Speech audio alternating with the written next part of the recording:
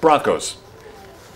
They've got a situation on the offensive line.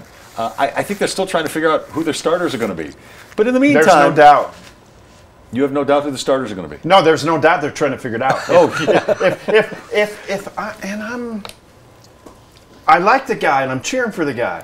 If Ty Zambrello starts at left tackle on opening night, they're nuts. And I think Zambrello might well be a really good offensive tackle throughout his career.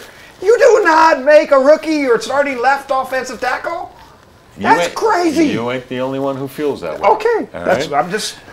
Okay, I'll come down now. But I will say, on the other side, yeah, every national guest we have on, every national guest said, well, you know, the loss of Clady's going to be really big.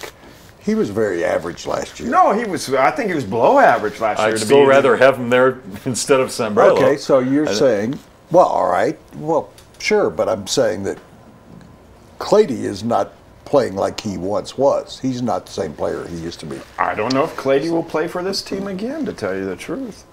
That's a good possibility. All right, so we think they're going to keep. Okay, but who is your offensive line across the board? Right now, I'll tell you who I'd play. Okay. And obviously, we don't get to watch tape the way the coaches do, and we don't look for exactly the same thing that they do. And I think you should give it at least a practice game or two to make a definitive answer. But today, here's how I'd go. You can change your mind. Chris Clark would be my left tackle. Max Garcia would be my left guard. Gradkowski would be my center. Vasquez at right guard, and Ryan Harris at right tackle. I want veterans on the tackles. I'm not prepared to say center. But I'll agree with your other four, and if you're going to say I'm copping out at center, I am, because I don't know the answer there. Max Garcia, I think, is the best draft pick they made for where they made the pick. I'm with you. It's offensive line and it's early in camp, and I watched it in great detail. No, I think he's a football player, though. That's just my guess. But can we strap on the helmets and play a game against somebody that's trying to mess them up? Yes, I would like to see that. But we're going to have a segment later about who will surprise you. I think he's the find of camp. I think he's got a real chance to be the find of camp. You know who might be in trouble? Who? A guy who was listed as the starting left guard when they started training camp. I think Ben Garland's in trouble. I don't know that he's going to make this team.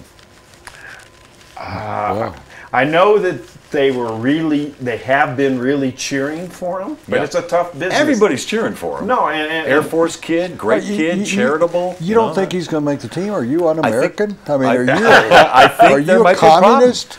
Hey, if you look at the depth chart today, not only is he not the starting left guard, he's not even the backup left guard. He's the backup right guard behind Vasquez. They're already moving him to a different position. They've been coaching him up and talking about coaching him up. And that usually means they either love you or you're not playing very well. And I think it's a combination of both. I would say, I think, and where this is my guess, is they coached him up for a year because they loved him and they saw the potential. And the work ethic. And the work ethic and all that. And they've coached him up. Now, I know it's a second staff.